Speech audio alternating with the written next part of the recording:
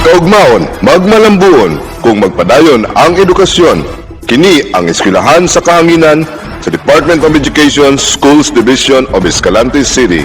Uban sa Radyo Atraca 98.7 Power FM. Di kalidad nga edukasyon para sa Eskalantehanon.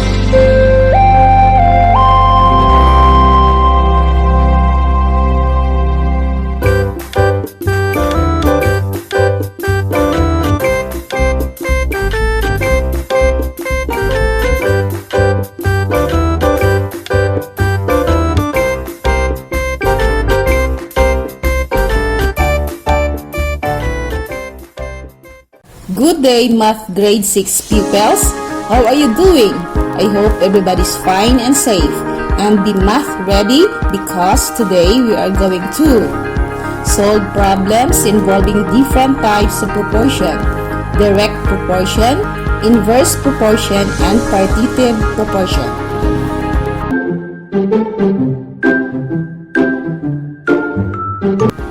Common application of numbers in real life is through ratio and proportion. We compare things between each other to make better decision.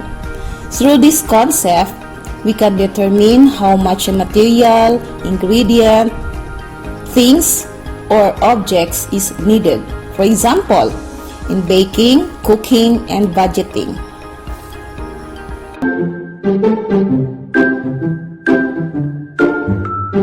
There are three types of proportions: direct, indirect, or inverse and partitive proportion.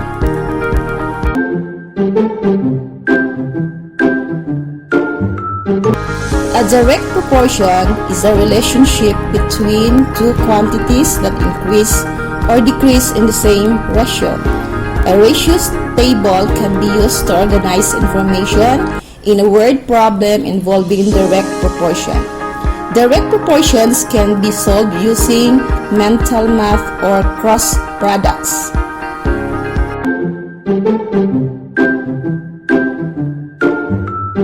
An inverse proportion, however, is a relationship between two quantities in which one increases as the other decreases in the same ratio. A ratio table can be used to organize information in word problem involving inverse proportion.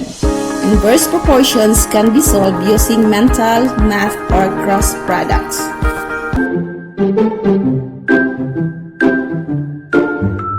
And the partitive proportion is a type of proportion in which a whole is divided into parts according to a given ratio.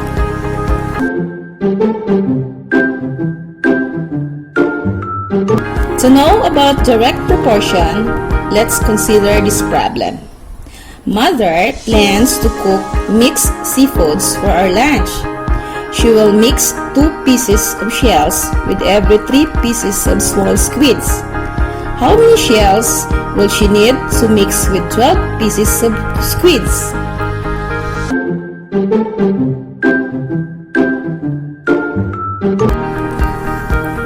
Okay, let us illustrate the problem. The ratio of the number of shells to the number of squids is 2:3. This can be also shown in the following table. Please refer to the table found in your module. As the number of shells increases, the number of squids also increases. The number of shells and the number of squids are directly proportional to each other.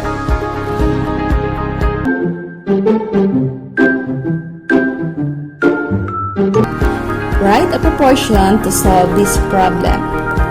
Number of shells over number of squids, or 2/3 is equals to blank over 12. How can we find the missing term in this proportion? Method 1. Using mental math in fraction form.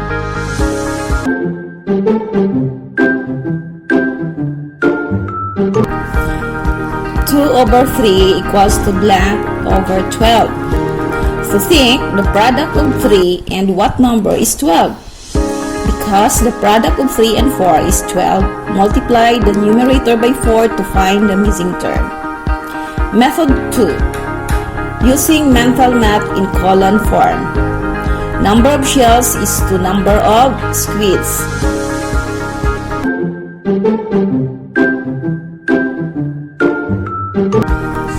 2:3 and blank is to 12. The missing term in the proportion is 8.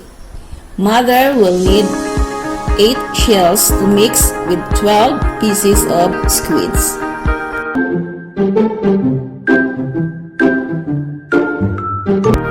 For you to understand better the direct proportion, let's do the what's more activity on your module on page 10. Part A.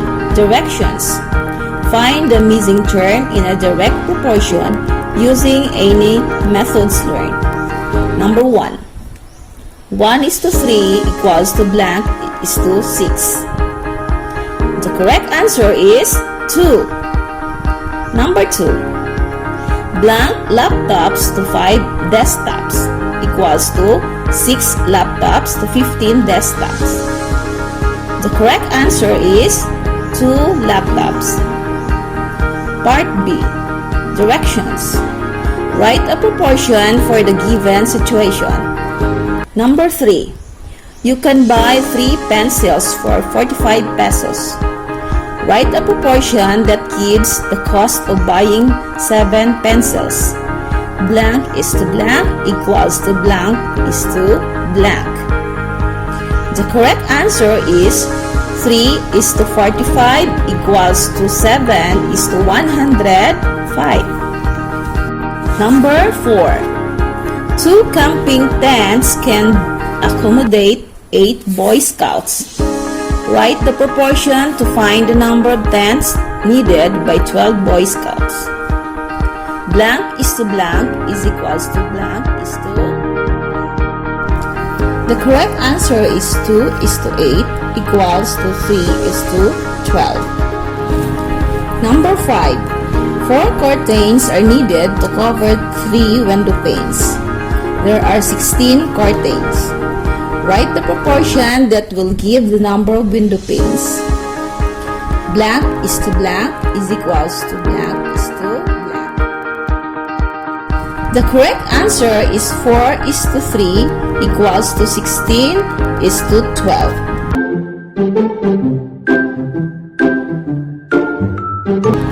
Math Fantastic Grade 6, you'll really have understood what direct proportion means.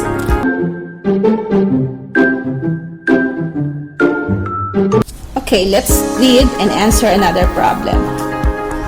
Dennis' weekly allowance lasts for 5 days when she spends 24 pesos daily. This week, she plans to make her allowance last for 6 days. How much should she spend per day then? Now, let's use the 4-step problem-solving process to guide you to solve the given problem. Step 1. Understand. What is asked? The amount of money Denny should spend per day so that her weekly allowance will last for 6 days. What do you know about the problem? Denny's weekly allowance lasts for 5 days when she spends 24 pesos a day. For her weekly allowance to last longer, she needs to spend less per day. This means that when the amount of money she spends a day decreases, the number of days that her weekly allowance will last increases. This word problem involves inverse proportion. Step 2. Plan.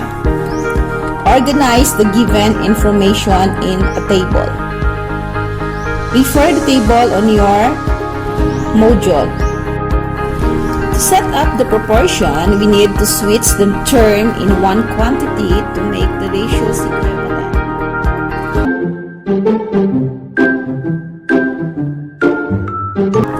$24 over 6, wherein 24 pesos is the amount of money to be spent per day for the allowance to last 5 days, over 6, which is the number of days the allowance will last when blank is spent per day, equals to blank over 5. Blank is the amount of money to be spent per day for the allowance to last 6 days. 5, which is the number of days the allowance will last when 24 pesos is spent per day.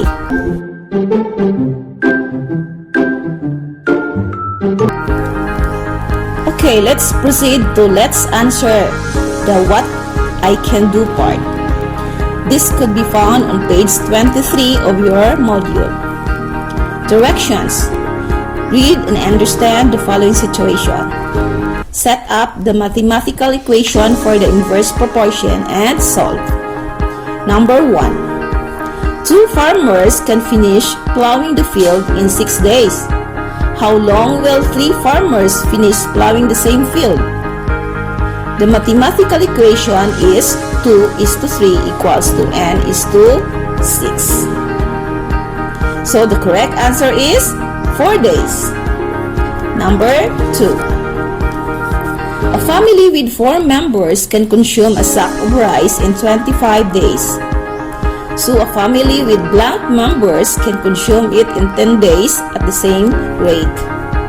The mathematical equation is 4:n equals to 10:25. The correct answer is 10 members. Number 3. If 4 men can finish cutting the grasses and 10-acre lawn in 6 days, how many men can finish the same job in 3 days? The mathematical equation is 4:n equals to 3:6. The correct answer is 8 men.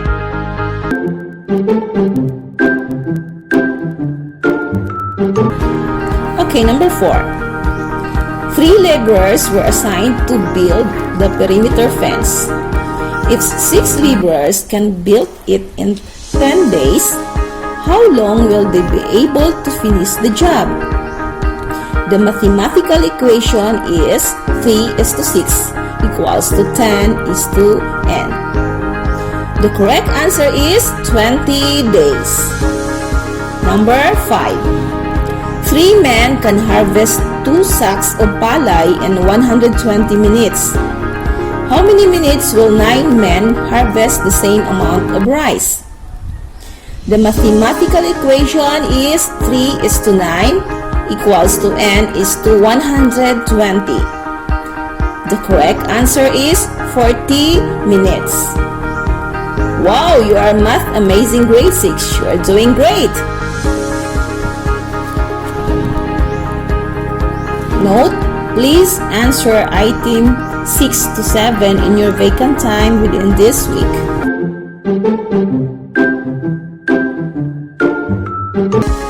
Okay, now let's read and study the problem about partitive proportion.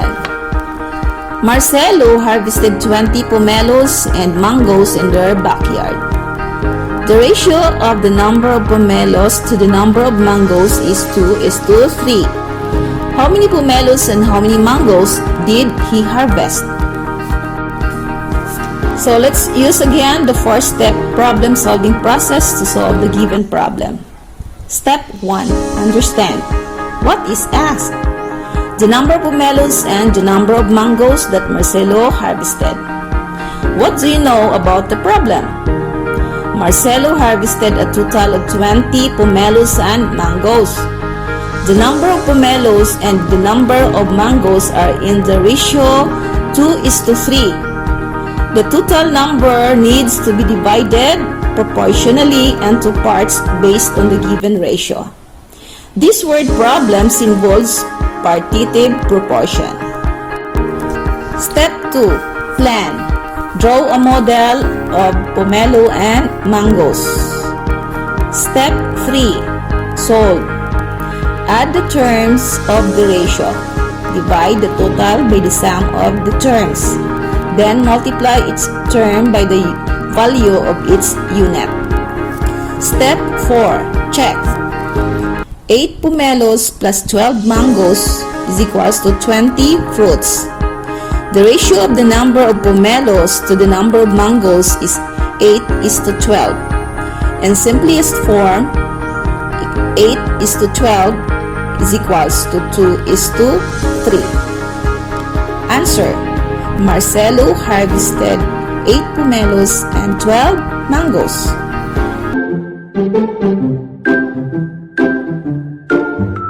Okay, let's answer the what I can do in your module. This could be found on page 34. Match the column A with column B. Write the letter of the correct answer on your answer sheet. Then, answer the puzzle below. Okay, in column A, we have number 1. The ratio of the papaya to the eggplant is 2:3. There are 25 fruits and vegetables. How many papayas are there? Number 2. If the ratio of the avocado to the tar apple is 2:5, how many tar apples are there if there are 21 fruits? Number 3. The ratio of roses to daisies is 8:3. The difference in their numbers is 20. So there are blank roses and blank daisies. 4. The difference of two even numbers in the ratio 5:3 is 24. What is the bigger number?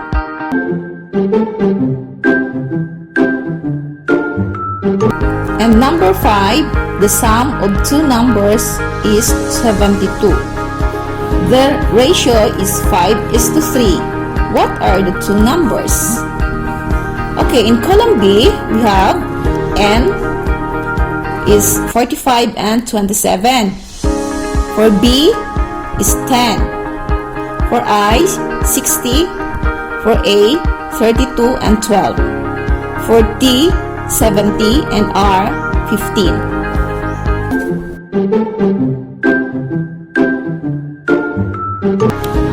It's checking time, class. The correct answers are number 1 for B is 10. Number 2, R, 15. Number 3, A, 32 and 12. Number 4, I, 60. And number 5, N, 45 and 27.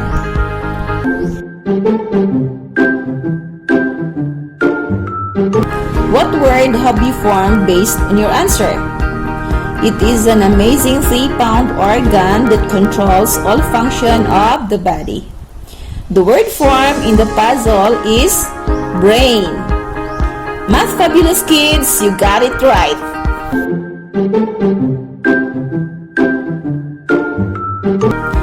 What are the 3 types of proportion?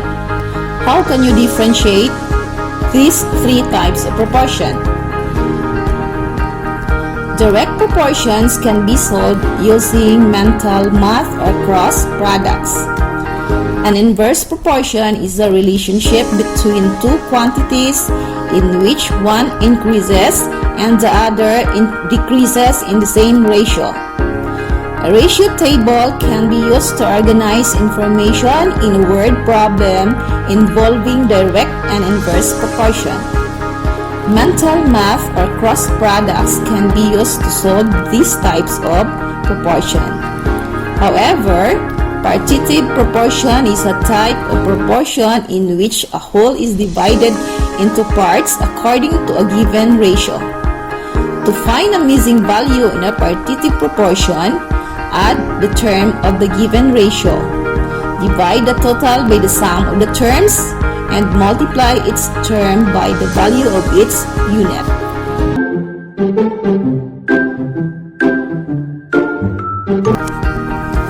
Okay, let's see if you really have learned our lesson for today by answering this activity.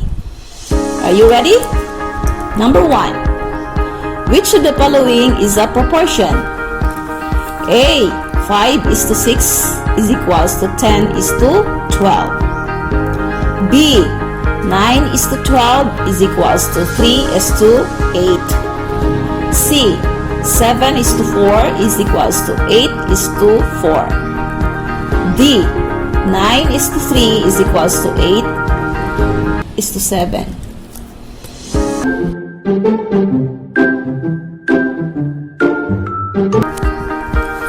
Okay, let's see if you really have learned our lesson for today by answering this activity. Are you ready? Number 1. Which of the following is a proportion? A. 5:6 is equals to 10:12. B.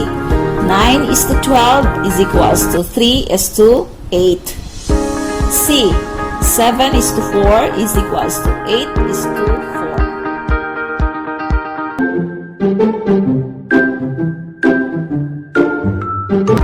D. 9:3 equals to 8:7. The correct answer is A. 5:6 is equals to 10:12. Okay, number 2. Find the missing term in 6:8 is equals to 3:2 blank. A. 3. B. 4. C. 6. D. 9. The correct answer is B. 4. Number 3. In a farm, 12 men can build a bahay kubo in 5 days. How long will 4 men build the same project? A. 15 days. B. 16 days. C. 17 days. D. 18 days. So the correct answer is A. 15 days. Let's proceed to number 4. The ratio of ampalaya to squash is 2:6. So if there are 24 vegetables, how many are squash? A. 10. B. 12. C. 18. D. 20. And the correct answer is C. 18.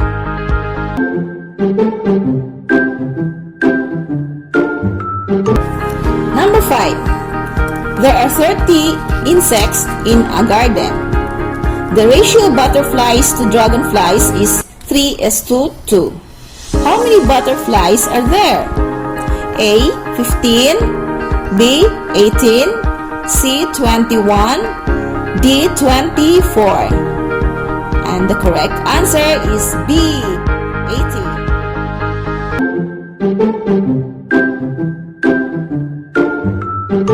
Well, you're math fantastic grade 6. You made it again.